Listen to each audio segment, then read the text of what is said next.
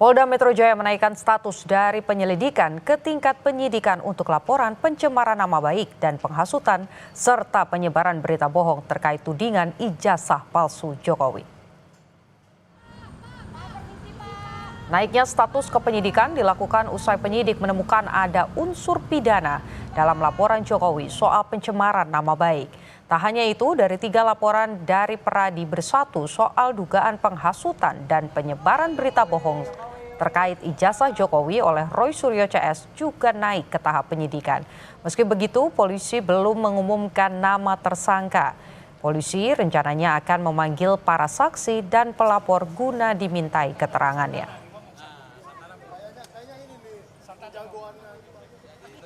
Berdasarkan hasil gelar perkara tadi malam, maka terhadap laporan polisi yang pertama, pelapornya adalah Saudara Insinyur HJW. Dalam proses penyelidikan yang sudah dilakukan, dalam gelar perkara disimpulkan ditemukan hasil penyelidikan sudah ditemukan dugaan peristiwa pidana sehingga perkaranya ditingkatkan ke tahap penyidikan. Jadwalin untuk dilakukan pemeriksaan selanjutnya di tahap penyidikan untuk Pak Jokowi. Ya, nanti coba kami pastikan ya jadwalnya kapan. Tentunya saksi-saksi korban, saksi-saksi dari pihak korban, kemudian nanti ada dugaan terlapor dan lain sebagainya, saksi-saksi dari pihak terlapor itu juga nanti dilakukan pemeriksaan dalam tahap penyidikan.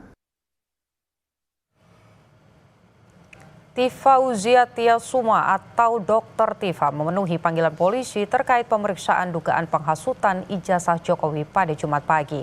Dr. Tifa mengaku dapat 68 pertanyaan dari penyidik terkait ijazah Jokowi.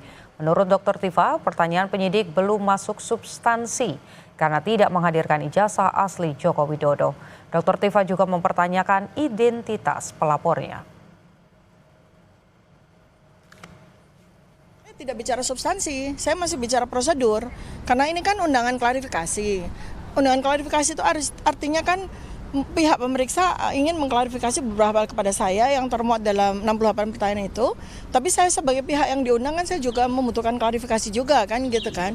Nah, klarifikasi yang paling utama tentu saja adalah ya ijazahnya. Kalau yang sekarang itu bukan Pak Joko Widodo, yang ini ya, yang hari ini itu laporan dari 5 pihak yang kita juga nggak tahu jati dirinya ya. Pengadilan Negeri Surakarta mengabulkan eksepsi tergugat yakni pihak Presiden ke-7 Indonesia Joko Widodo. Kecewa dengan hasil ini, penggugat ijazah Jokowi akan melakukan banding. Penggugat ijazah Jokowi Muhammad Taufik akan mengajukan banding pekan depan ke Pengadilan Tinggi Jawa Tengah. Sesuai ketentuan undang-undang, penggugat punya waktu 14 hari untuk mengajukan banding ke Pengadilan Tinggi.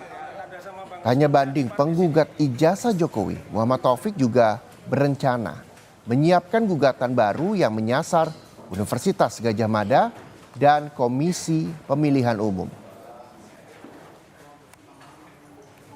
Kemungkinan besar saya ajukannya hari Senin. Prosedur banding itu kan 14 hari. Jadi kami masih memiliki waktu dari kemarin sampai 14 hari. Itu hitungannya hari kerja, artinya Sabtu Minggu tidak dihitung. Prosedurnya saya harus membuat surat kuasa dulu.